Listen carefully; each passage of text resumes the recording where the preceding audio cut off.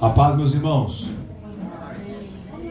Eu queria te convidar você a abrir sua Bíblia em Apocalipse capítulo 2, versículo 1. Deixa aberto aqui. Apocalipse capítulo 2, versículo 1. Enquanto isso, Mateus, eu queria te pedir que você colocasse as imagens antes do texto.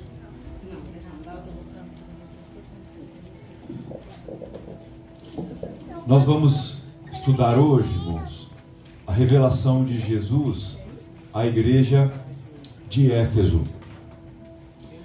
Então, só para você ter uma noção, a igreja de Éfeso era a maior, a cidade, era a maior, a mais rica e a cidade mais importante do que se chama hoje Turquia, na época Ásia Menor. Pode passar, Mateus. É uma cidade que era tão rica, que já naquela época ela contava com 200 mil pessoas. E nessa cidade, ela foi provavelmente a igreja, foi plantada por Áquila e Priscila, e teve o apóstolo Paulo e Timóteo como seus pastores. Pode passar, Mateus. Essa cidade, ela tem uma coisa muito importante, que ela era muito rica, porque ela tinha um porto muito famoso, e esse porto era um centro comercial que trazia muita gente de fora. Não sei se você já percebeu isso, as grandes cidades têm rios por perto, ou estão em estradas famosas, era o caso de Éfeso. Pode passar, Mateus. Essa cidade, irmãos, ela tinha uma característica muito importante. Ela, ao mesmo que ela era uma cidade muito grande e rica, ela tinha ao mesmo tempo um templo para o imperador, que era esse templo que está em ruínas, E ele, ao mesmo tempo que tinha um templo para o imperador, em que se fazia holocaustos de animais em honra à deidade do imperador. Pode passar, Mateus. Essa é a deusa, que é a deusa famosa de Éfeso. Ela é a chamada Artemis dos gregos, mas depois a deusa Diana, A deusa Artemis dos gregos foi, assim, convertida para a deusa Diana. E é muito interessante perceber que lá tem um museu, e essa imagem da deusa Diana, ela mostra uma mulher com dezenas de seios. Significa o quê? Era uma deusa da fertilidade. Pode passar, Mateus. Não, você... Então, nessa cidade, a cidade está em ruínas hoje. Pode passar, Mateus. Essa cidade tinha um anfiteatro que já naquela época acolhia 24 mil pessoas sentadas e em pé. Então, isso é um símbolo de que a cidade era uma cidade muito próspera. Passa, Mateus. E nessa cidade, que tinha um templo muito grande ao imperador, tinha também um templo que fazia parte das 7 maravilhas do mundo antigo. Pode passar, Mateus. Essa aqui é uma réplica do templo da grande deusa Diana. Pode passar. Tá aí outra imagem dela. Mais uma. E essa era provavelmente a imagem que estava dentro do templo. É uma reconstrução dos artistas.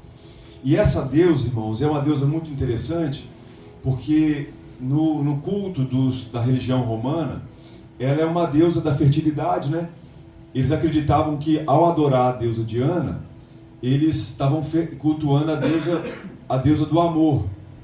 E os historiadores antigos, os comentaristas antigos, diziam que eram centenas nesse templo, aquele templo anterior que a gente mostrou, que é das 7 maravilhas do mundo antigo, as sacerdotisas cultuais que trabalhavam nesse templo, elas tinham a moral, a prática sexual pior do que os cães em seu cio.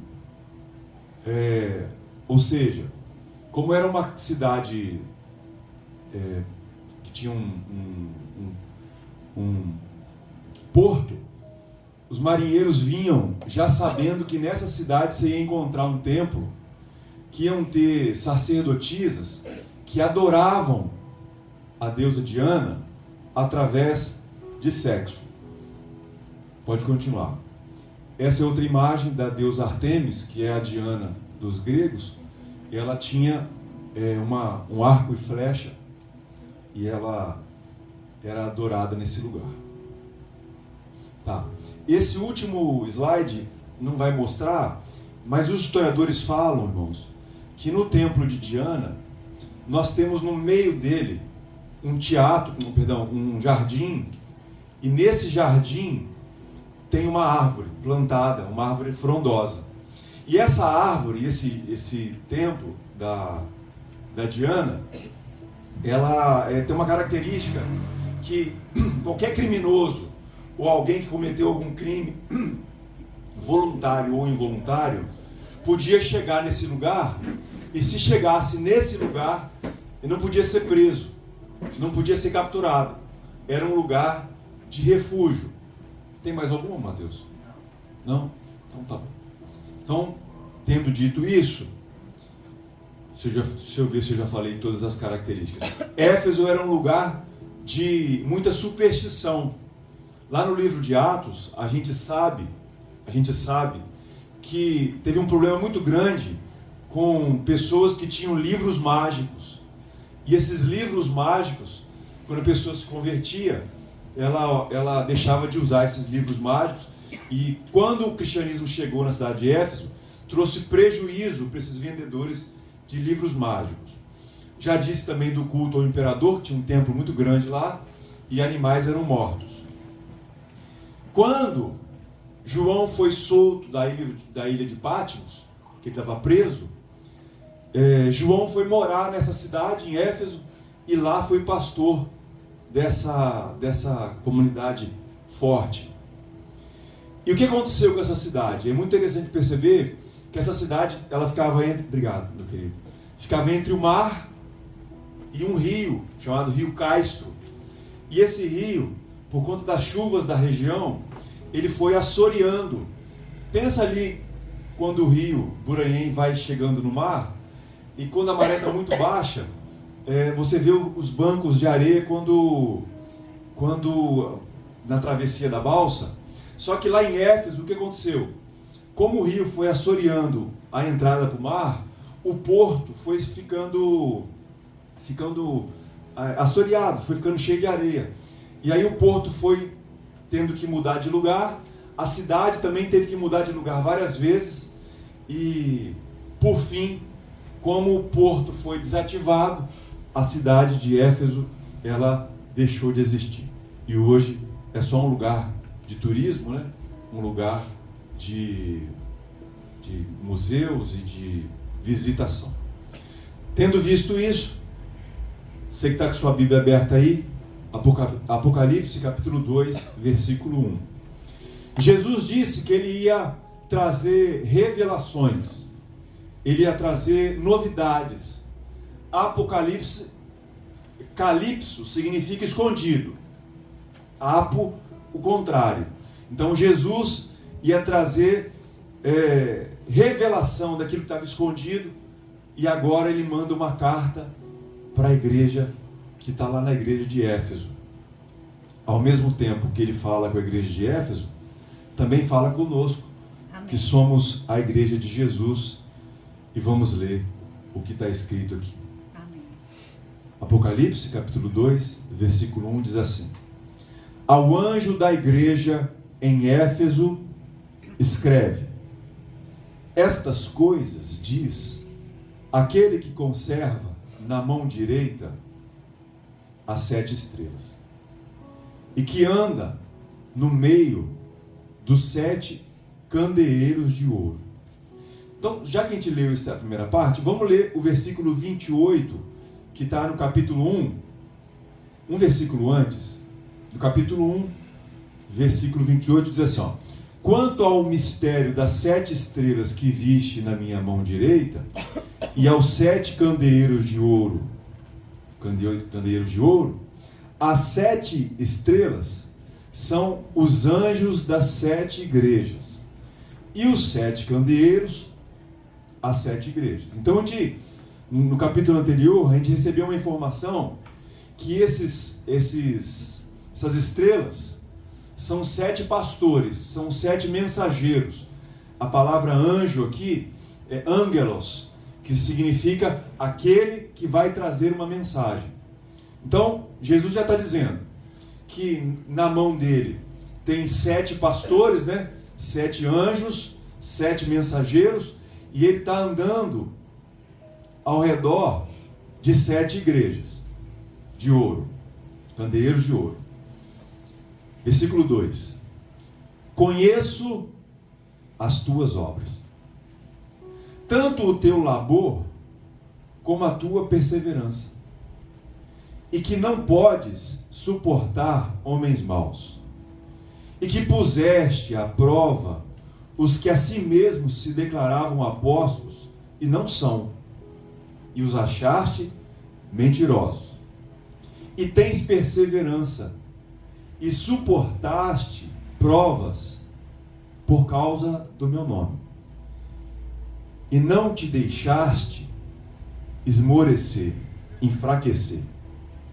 Tenho, porém, contra ti que abandonaste o teu primeiro amor. Lembra-te, pois, de onde caíste, arrepende-te e volta à prática das primeiras obras. E se não, venho a ti e moverei do seu lugar o teu candeeiro, caso não te arrependas. Tens, contudo, a teu favor, que odeia as obras dos nicolaítas, as quais eu também odeio. Quem tem ouvidos, ouça o que o Espírito diz às igrejas. Ao vencedor, dar-lhe-ei que se alimente da árvore da vida, que se encontra no paraíso de Deus. Vamos orar? Pai, em nome de Jesus, nós estamos na tua presença, e na tua presença, Senhor, nós pedimos que isso que deve ter queimado no coração dos efésios, quando leram ou quando liam essa carta, esses elogios, essas repreensões, esse pedido e essa ordem de arrependimento, que isso possa tocar nos nossos corações. Ó Senhor, em nome do Senhor Jesus, amolece os nossos corações. Que o nosso coração não seja de pedra, mas ele seja uma terra que, depois de arada, ela fica airada, para quando a semente do Evangelho for lançada, a gente possa, que a boa notícia possa crescer em nós. Oh Espírito Santo, nós precisamos tanto do teu mover, nós precisamos tanto, mais do que pulos, mais do que arrepios, nós precisamos tanto ter o nosso coração contrito, o nosso coração quebrantado. Nós também somos uma pequena igreja, um candeeiro de ouro, que não quer ser movido. Nós não queremos ser movidos, nós queremos permanecer no nosso lugar. Mas para isso, Espírito Santo, nós queremos ouvir a tua voz. Nós, na verdade, mais do que queremos, nós temos necessidade, nós precisamos. É o que te pedimos, em nome de Jesus. Amém. No capítulo 2, versículo 1, Jesus demonstra toda a preocupação que ele tem com seus filhos, sua igreja. Por mais que falar de igreja hoje em dia pode ser algo não vamos falar de igreja, não vamos falar de religião, vamos falar de espiritualidade. Pode-se tentar conversar hoje em dia para não ferir ninguém. Jesus não. Jesus fala da igreja, do corpo dele. Então, Jesus já começa assim, olha, eu vou mandar uma mensagem àquele anjo que é o responsável para entregar a mensagem aos irmãos que estão em Éfeso. E ele diz assim, olha, o anjo, presta atenção, o mensageiro, presta atenção. A gente está pensando aqui normalmente em anjo com asa, né? Com auréola. Mas aqui é o mensageiro. São os irmãos que trazem a mensagem do Evangelho para a igreja. Então Jesus está dizendo assim, olha, eu não estou ausente do meio da igreja. Vocês, os mensageiros, estão nas minhas mãos. E eu estou andando no meio dos candeeiros. Então nós já começamos a entender que Jesus, ele é aquele que passeia no meio dos candeeiros. Ou seja, ele passeia no meio da igreja. E o texto bíblico diz aqui, que na mão direita dele, ele conserva na mão direita 7 estrelas. E a palavra que está aqui para conserva é uma palavra no português muito fraca. É uma palavra no português muito tênue. A palavra aqui é kratei, que significa segura como um forte. Não deixa cair da mão.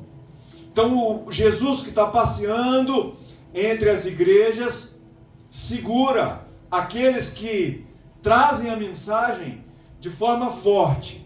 Ele segura com força para não deixar cair. No versículo 2 ele começa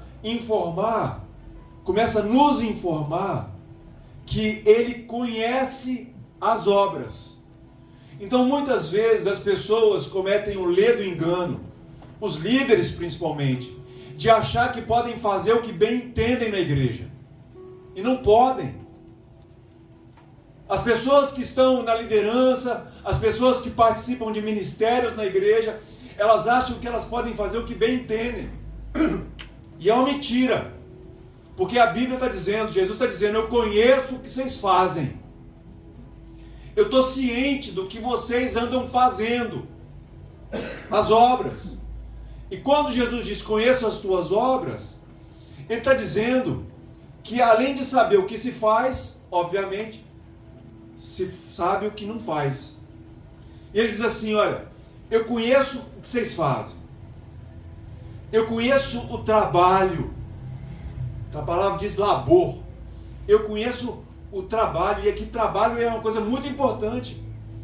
Jesus está dizendo que conhece o que eles fazem e que eles têm um labor, têm um trabalho. Que é, aqui no grego, a palavra não é só um trabalhinho, mas é kopos, o kopos, que significa aquilo que te deixa exausto. Eles eram trabalhadores. Então ele conhece a obra, Jesus conhece o trabalho árduo, a perseverança, e diz Jesus que a igreja ela não tolera, ela tem uma vacina contra homens maus, e que colocou à prova esses homens maus, e nessa prova, esses homens maus diziam que eram emissários da mensagem. Apóstolo significa aquele que foi comissionado para trazer a mensagem e plantar igrejas. E que eles eram tão vacinados contra esses homens maus. Olha que interessante. Existem pessoas más no meio da igreja. Às vezes, a gente tem como posso dizer? Uma ideia errada de que na igreja você só vai ter cordeirinhos, ovelhinhas. Mas lembra que Jesus disse que no meio do trigo também tem joio. No meio das ovelhas vão aparecer lobos ferozes. E o que Jesus está dizendo aqui para essa igreja é que eles eram trabalhadores, eles eram perseverantes, eles não podem suportar homens maus, e colocaram esses homens maus à prova. Mas como é que você sabe que alguém é bom ou que é mau? Depois da prova. Você prova a pessoa e descobre que ela tem más intenções, né? Essas pessoas se declaravam apóstolos e acharam entre eles pessoas mentirosas. E você sabe que Jesus tem raiva de mentira. E o texto é tão forte que a gente descobre que essa igreja era uma igreja fiel à doutrina. Ela é fiel aos ensinos bíblicos. Porque esses homens, esses falsos pregadores, esses falsos mensageiros, eles eram mentirosos. Então nessa luta, nesse trabalho desse povo, eles eram fiéis à doutrina. Eles eram uma igreja que não se apegava às heresias. A palavra heresia, Heireses, significa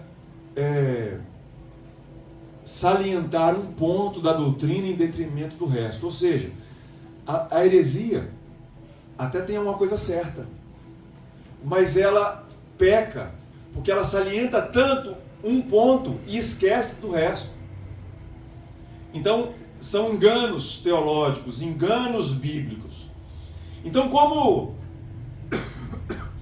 eles acharam esses homens mentirosos e eram falsos, a gente sabe que essa igreja é uma igreja que estuda, que lê a Bíblia, que põe ela não é uma igreja boba, que cai em qualquer vento de doutrina.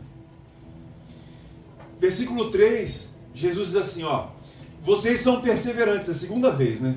Vocês são perseverantes. Vocês estão suportando provas por causa do meu nome. Lembra que é uma cidade que tem um templo gigantesco de Diana.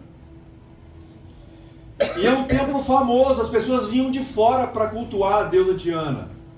Isso ainda tem sexo grátis. Isso ainda tem promessa de prosperidade. Porque a deusa da fertilidade é a deusa que vai prometer que a pessoa vai enriquecer.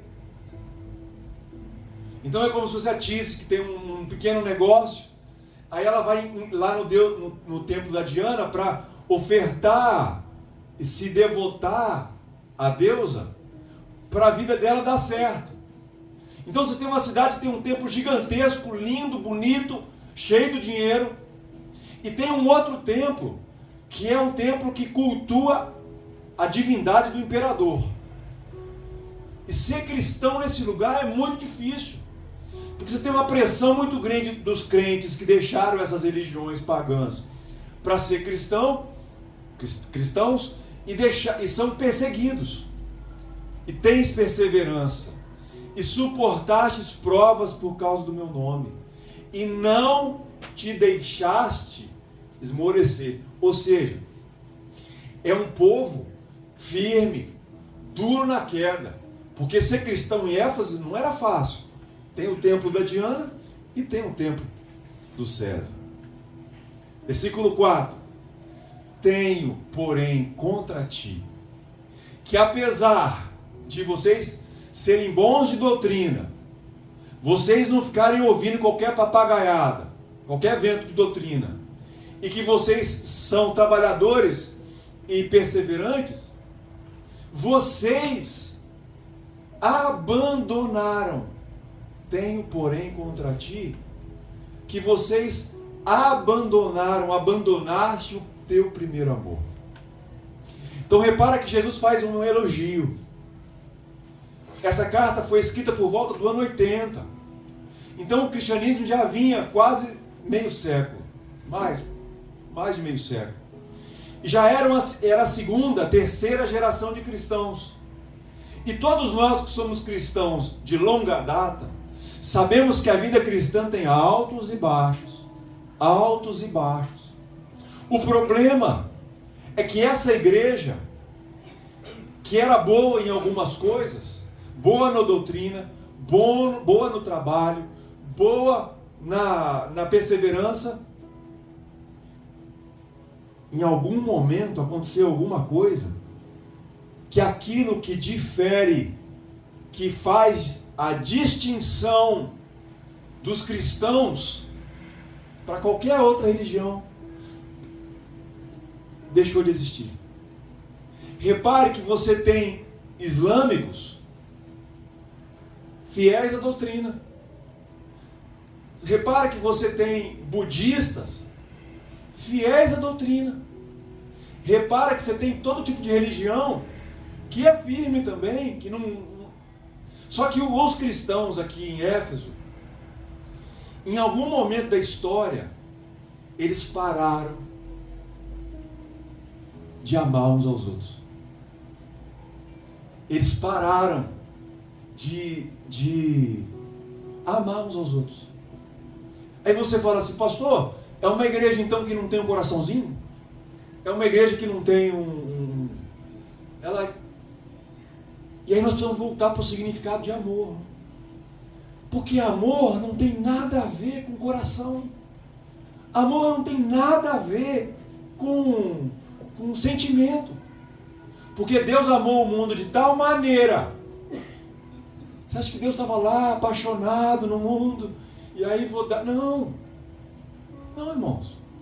Amor é uma decisão de fazer algo em que você vai perder, mas fazer em favor do próximo, do outro.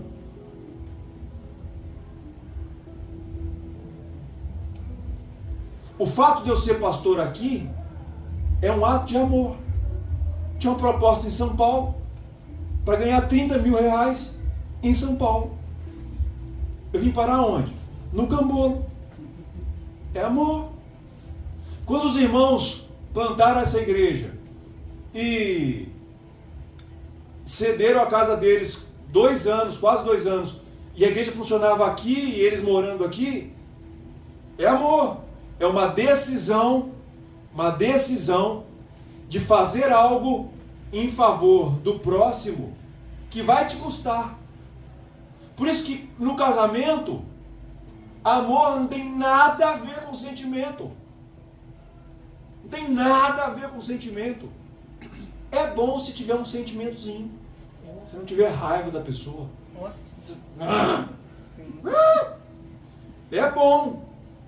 Agora, o que menos precisa no casamento é sentimento. A fase do sentimento é a fase quando você está namorando, para você ver se você não gosta, se você gosta do cheiro, se não gosta do cheiro, se a pessoa te incomoda demais. A partir do momento que você tomou uma decisão, amar é se lascar em prol, em favor da outra pessoa, ué. É perder. É perder. É abrir mão. Não tem nada a ver com... Ai, meu Deus, você é a mulher da minha vida. Eu sou um crente que sou apaixonado pelos meus irmãos. Não tem nada disso não, sou. Amor é uma decisão de fazer o que é certo, independente da circunstância. O que aconteceu aqui? Eles eram bons de doutrina, eles botavam à prova os mensageiros, e eles eram fiéis, rapaz, no sentido de eles eram perseverantes. Só que a relação um com o outro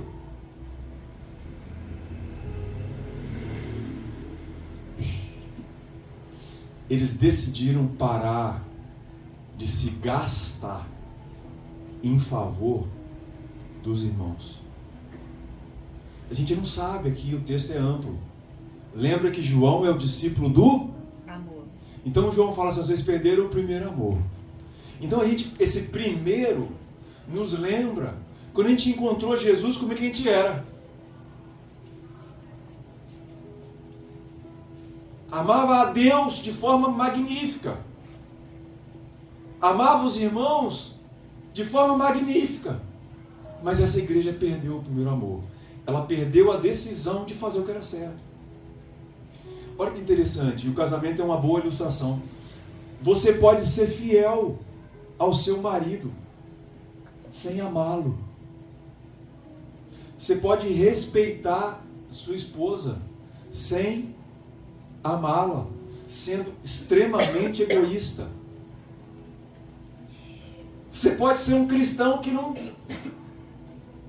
vai no terreiro de macumba, que não se ajoelha diante de uma imagem, mas também não tem mais sentimento, não é, errei a palavra, desiste, corta, não tem mais decisão nenhuma de se aproximar dos seus irmãos e de se aproximar de Deus.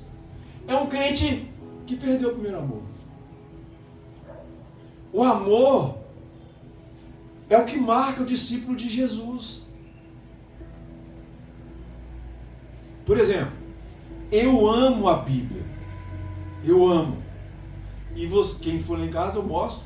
Eu tenho muitas Bíblias, muitos comentários.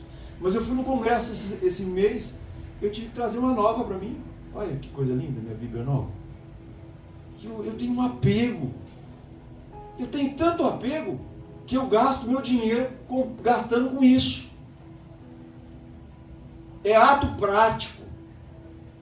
Eu fui lá no congresso com os irmãos, fiquei sentado lá, eles explicando os negócios. Muita coisa eu já sabia, mas aprendi tanta coisa. Então nós temos que lembrar do apóstolo Paulo, texto que foi lido no início do culto. Ainda que eu fale as línguas dos homens e dos anjos, se eu não tiver amor, serei como bronze que soa e como símbolo que retine, ou seja, só faz barulho.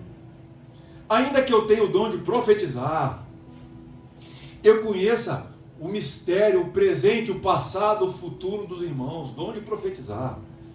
Conheço os mistérios e toda a ciência, mesmo que eu tenha uma fé gigantesca. Eu tenho fé a ponto de transportar montes. Se eu não tiver amor, eu posso ter o dom de fé, de profecia, de correr atrás do irmão do reteté. Se eu não tiver amor, Paulo fala que eu nada serei. Você tem noção do que é nada serei? O amor, ele é tipo uma prova, de eliminação. Não tem, se você não passar nessa prova, você pode ter um monte de coisa que não adianta. E ainda que eu distribua todos os meus bens, eu sou um cara tão não ganancioso, entre os pobres, e ainda entregue meu próprio corpo a ser queimado a um Marte. Se eu não tiver amor, nada disso me aproveitará. Ou seja, posso fazer um monte de coisa legal, dar meu dinheiro, me entregue, ser um Marte, não adianta. O amor é paciente. Por que o amor é paciente, irmãos? Porque você dá sem esperar receber. Então você tem paciência. É benigno. O amor não arde em ciúmes. Não se ufana. Ou seja, não fica falando bem de si mesmo. Não se ensoberbece. Não se conduz inconvenientemente. Não procura seus interesses. Não se exaspera. Não se ressente do mal.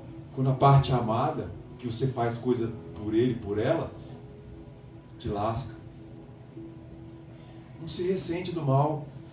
Não se alegra com a injustiça, mas regozija-se com a verdade.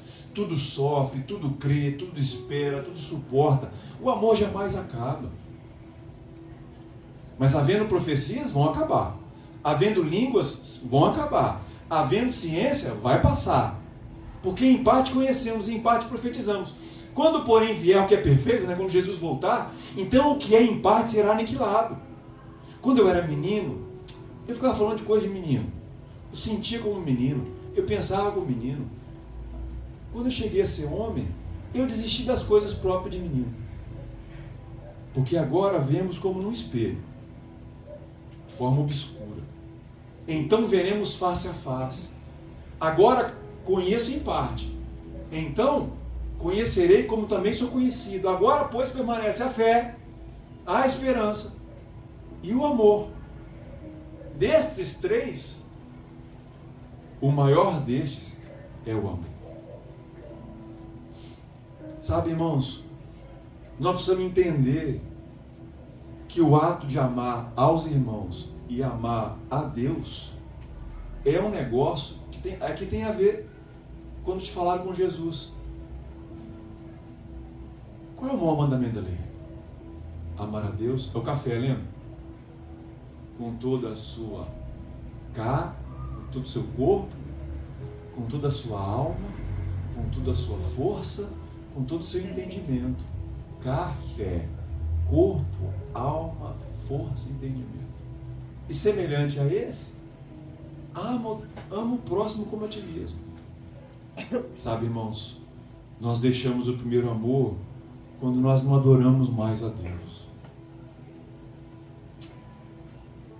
Quando nós não adoramos mais a Deus. Quando a gente é cristão, a gente deixa o primeiro amor quando a gente julga os irmãos e não examina nós mesmos. A relação com os irmãos tanto faz, tanto fez. Mas aí o versículo 5, Jesus traz uma saída para essa igreja que estava tomando bomba, estava sendo reprovada. Jesus fala assim: lembra onde você caiu. Então tem um momento histórico que o amor acaba.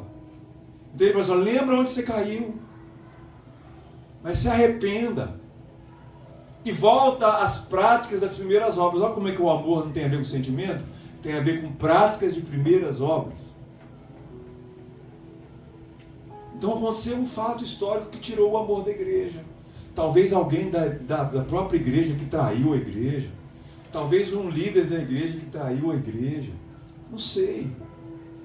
Talvez a perseguição estava tão forte que os cristãos começaram a duvidar que Deus estava amando eles ou não. E o texto fala assim: arrependimento. E arrependimento também não é sentimento. Arrependimento é decisão, ué. É o filho, que é o filho pródigo, né? Que ele está lá comendo que não presta, aí ele lembra da casa do pai. Lembra onde caíste. O filho caiu lá na casa do pai, quando fugiu com a herança. Mas o que aconteceu? Ele falou assim, ele caiu em si e disse: vou para a casa do meu pai. Eu vou voltar e vou dizer para o meu pai: pequei contra ti e contra o céu. É o que o texto está dizendo. A gente lembra onde a gente caiu, a gente se arrepende, toma a decisão. Então, irmãos, não adianta só lembrar, não adianta só saber. Tem que perceber onde foi, mas voltar. Sabe, irmãos, é difícil voltar. Porque voltar é meio que um símbolo de que a gente está errado. E a gente não gosta que alguém esfregue na cara da gente quem está errado. Mas Jesus não está nem aí. Jesus está esfregando na cara do povo de Éfeso que eles estão errados. Estão errados. Ninguém se arrepende e continua praticando o que fez cair. E a coisa é tão séria que se a igreja de Éfeso não mudasse, ela recebe uma ameaça. É ameaçada. Eu vou mudar, senão eu venho a ti e vou tirar o seu candeeiro do lugar. Tanto é, irmãos, que é interessante que Jesus usa elementos da cultura local para eles entenderem o que ia acontecer. Da mesma forma que a cidade foi mudada de lugar várias vezes por conta do assoreamento do rio, o rio ficou muito arenoso. Jesus fala assim: olha, se vocês não mudarem, se não voltar o amor, eu vou vir, e da mesma forma que a cidade foi mudada de lugar várias vezes, eu também vou mudar vocês de lugar. Vocês vão perder o lugar. O candelabro, o candeeiro, se você não se arrepender. E o que a gente descobre historicamente? Que a igreja foi movida. A igreja deixou de existir. E olha, por que será que João, que era o apóstolo do amor, foi morar logo em Éfeso? Porque talvez ele imaginou que como ele ensinava e ele era muito amável, muito carinhoso, ele foi aquele que teve a maior relação de afeto com Jesus, que ele voltando para a igreja de Éfeso, que ele ia conseguir restaurar o amor da igreja de Éfeso. Não conseguiu. Uma igreja depende de pastor, mas se a igreja trunfar, se a igreja travar, pode ter o apóstolo João lá, que a igreja não volta, ela não acorda. Então olha que dom que Deus deu para a igreja de Éfeso, mandou João para lá. Isso é bem documentado, que ele morreu em Éfeso, na igreja de Éfeso, longa data. O que a gente descobre? Que a igreja de Éfeso foi movida. Irmãos, nós temos que ficar atentos com isso aqui. Às vezes a gente acha que o amor de Deus, ele é como lemos no texto, ele é paciente, ele é benigno. O amor de Deus, ele vai, mas chega uma hora do acerto de contas. E o que vale para a igreja, vale para nós. Nós somos parte da igreja. Se nós deixamos a adoração, se nós deixamos de ter atos em favor dos irmãos,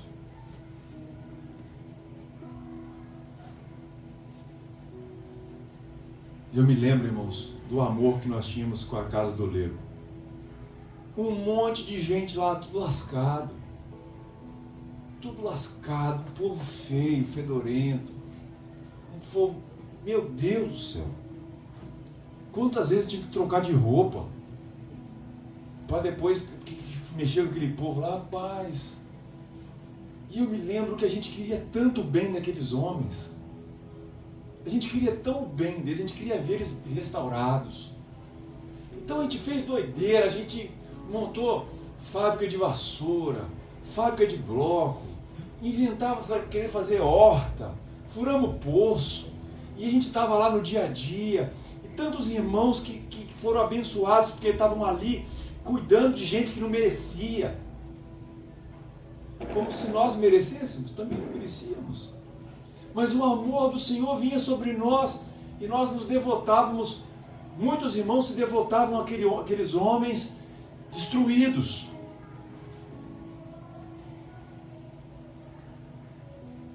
Sabe, irmãos, não ter amor vai nos fazer continuar vivendo.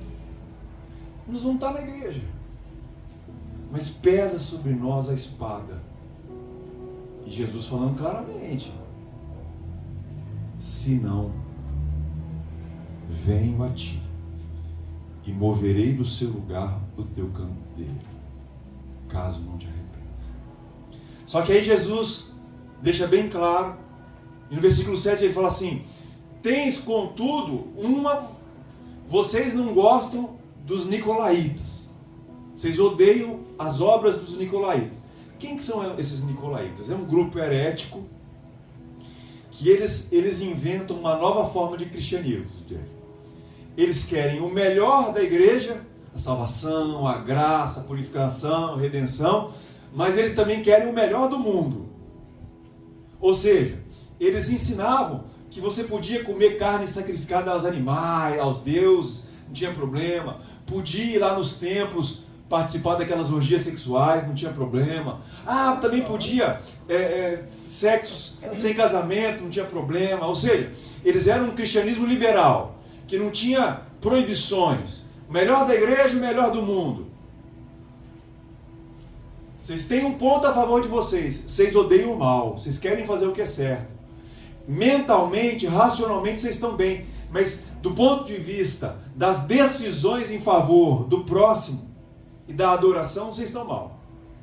E Jesus termina: quem tem ouvidos ouça o que o Espírito diz às igrejas. Olha que coisa interessante, não é a igreja de Éfeso, é as igrejas. Então a craseada aqui, a preposição. Ao vencedor dar-lhe-ei que se alimente da árvore da vida.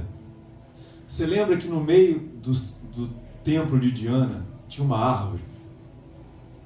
Então os efésios, que não eram judeus, não estavam muito acostumados com essa ideia de árvore da vida lá de Gênesis. Mas eles sabiam que lá no meio do templo de Diana tinha uma árvore. E que todo mundo que tinha cometido um crime, querendo ou não querendo, culposo ou doloso, a pessoa podia chegar lá que ela não era presa, porque era um lugar de proteção. Então Jesus fala assim, ó, ao vencedor, quem vencer essa prova aqui da luta, de não deixar o primeiro amor morrer, eu vou dar uma chance para vocês. Vocês não vão ser só, não vão ser presos quando fizerem uma coisa errada. Vocês vão comer da árvore da vida, mas a árvore da vida é a que está lá no centro do jardim do Éden. E ele diz assim, ó, ao vencedor, você vai se alimentar da árvore da vida, e você sabe. Tinha duas árvores, conhecimento do bem e do mal é a árvore da vida. Os tontos lá não comeram da árvore da vida, e comeram da árvore errada, morreram. Comer da árvore da vida significa que eles vão ter vida eterna. Essa árvore da vida era só uma árvore, lá no Éden. Mas agora é a cruz de Cristo, que nos aponta para a obra redentiva de Jesus, que morreu por nós e ressuscitou. E a gente se alimenta dessa comida e vive para sempre. E vive eternamente. Agora olha o que o texto diz. Ao vencedor. Só tem vitória se tiver guerra. Só tem vitória se tiver dificuldade. Eu gosto muito das séries de guerra, porque elas mostram os pontos altos e os pontos baixos. Pontos que as batalhas são perdidas, são ganhas, e no final das contas um exército é derrotado. Quem é o vencedor? Vencedor é quem acredita até o final. Quem continua. Então o texto diz, Jesus fala assim, ó, quem vencer essa coisa normal que é deixar o primeiro amor de lado, eu vou deixar que você se alimente e viva eternamente.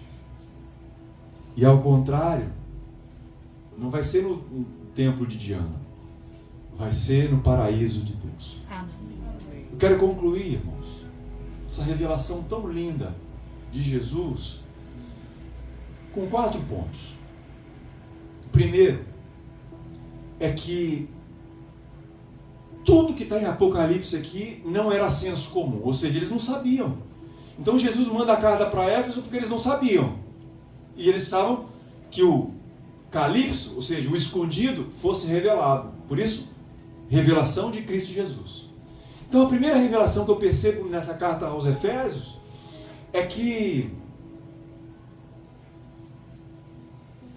o ato de pregar, o ato de uma igreja edificada na palavra, por isso que o texto fala que ele cratei, ele segura com mão apertada as sete estrelas. Ninguém pode nos arrancar da mão de Jesus. Então Jesus tem um cuidado com quem prega, com o ato de aprender a palavra.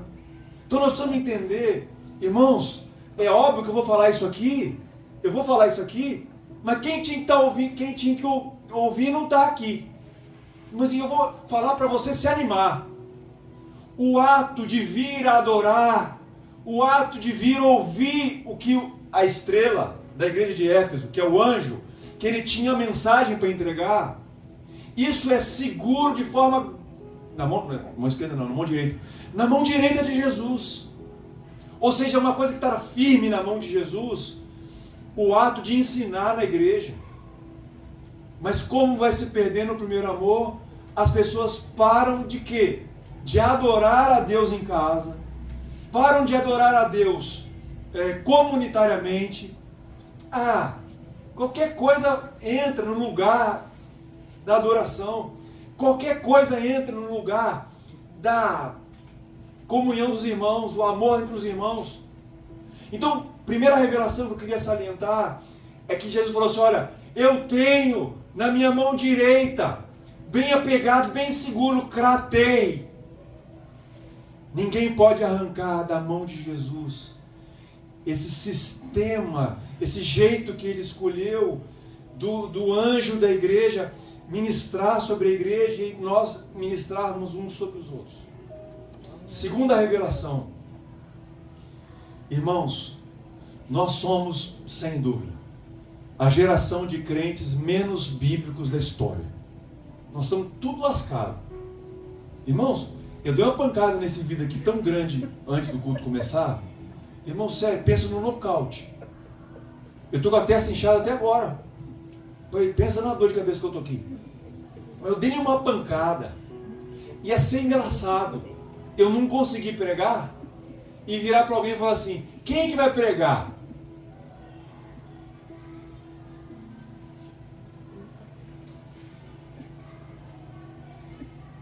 Todos nós devíamos ter pelo menos a mensagem do Evangelho para compartilhar. E ninguém é igual a ninguém tem que ser igual a mim, ou Patrício, ou Jeff. Não. Mas a igreja de Éfeso é uma igreja que ela é um exemplo de gente que busca a verdade, que conhece a Bíblia, que coloca à prova falsas doutrinas. Quando alguém chega lá e começa a falar lorota, bobagem, besteira, eles não, aqui não, aqui não. Você não vai conversar afiado aqui de falsa doutrina, não.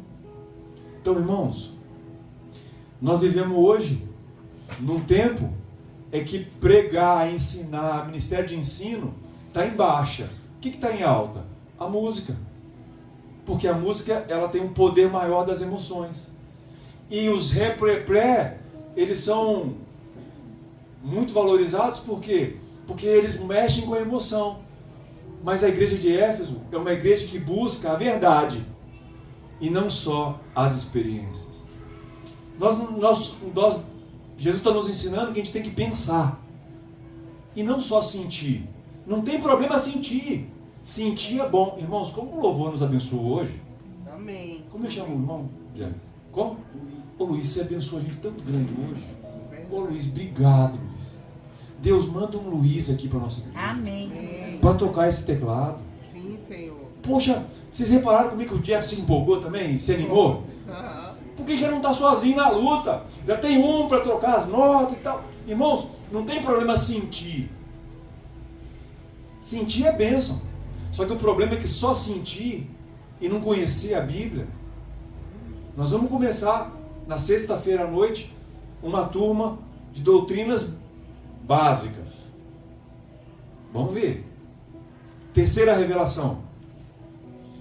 Igreja é uma coisa muito séria, irmãos. Nós estamos vendo hoje uma fase que as igrejas viraram um negócio. Então o dinheiro que entra na igreja serve para sustentar pessoas, muitas vezes, que não conseguiram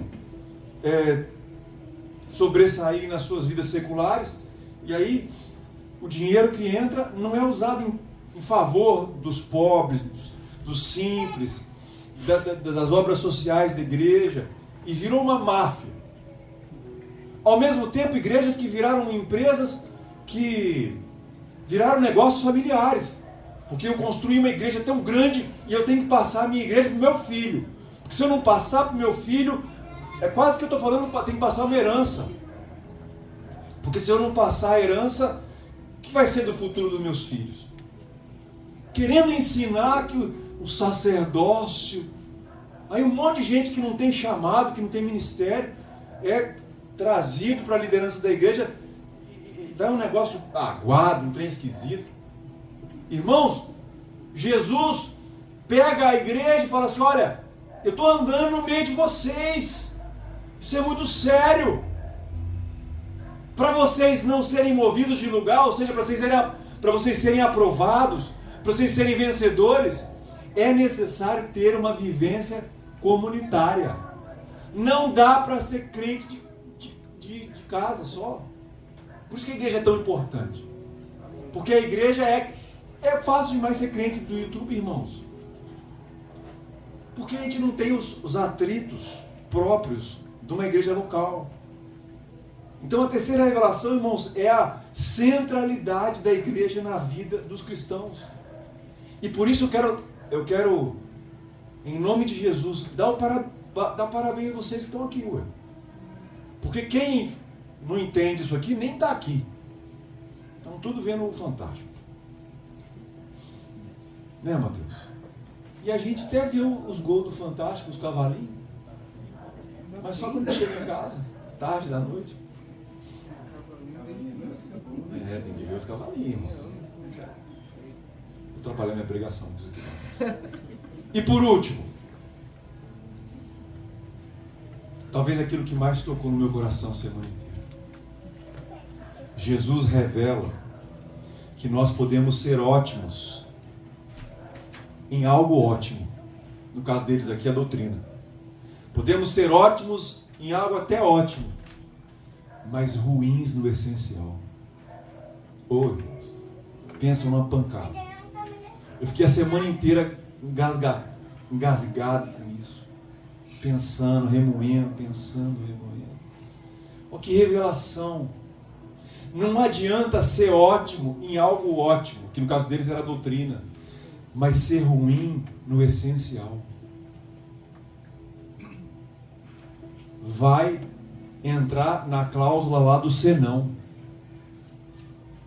Ô, irmãos, que o Espírito Santo possa nos ajudar a ser esse candeeiro que ilumina e por isso não vai ser mudado de lugar. Irmãos, nós temos tantos desafios aqui nesse bairro. Nós temos tantos desafios com os nossos parentes.